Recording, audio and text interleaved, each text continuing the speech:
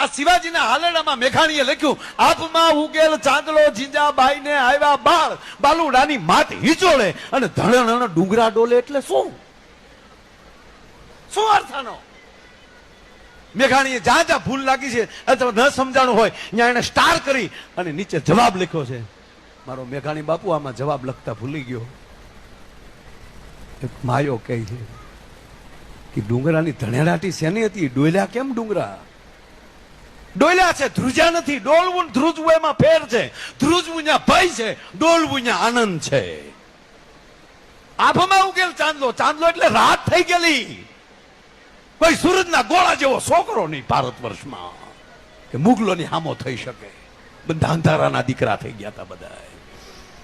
અને તેથી આ જન્મો આભમાં ઉગેલ ચાંદલો, તેથી જીજાબાઈ ને આવ્યા બાળ અને બાલુડાની માત હિચોળે. હજી તો ઘોડિયામાં નાખ્યો ને ત્યાં ડુંગરા મીડિયા ડોલવા, પણ ધણેલાટી સાથે. હવે સાંભળી લેજો, ડુંગર કોને કહેવાય? જેની માથે માં બેઠી હોય એને ડુંગર કહેવાય બાપુ, બાકી ધારું ઢોરા કહેવાય.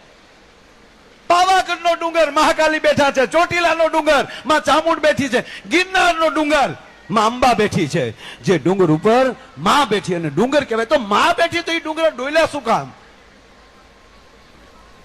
તેથી ડુંગર ઉપર બેઠેલી માવું બાપુ રાહડા મળ્યું છે રમવા.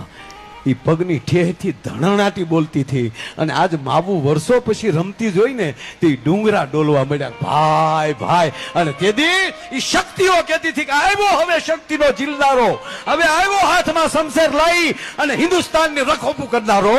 એ મોજમાં તેથી ડુંગરા ડોલ્યા છે. આ તો હલુલુલુ હાલ્યો તારો બાપ ટાલ્યો.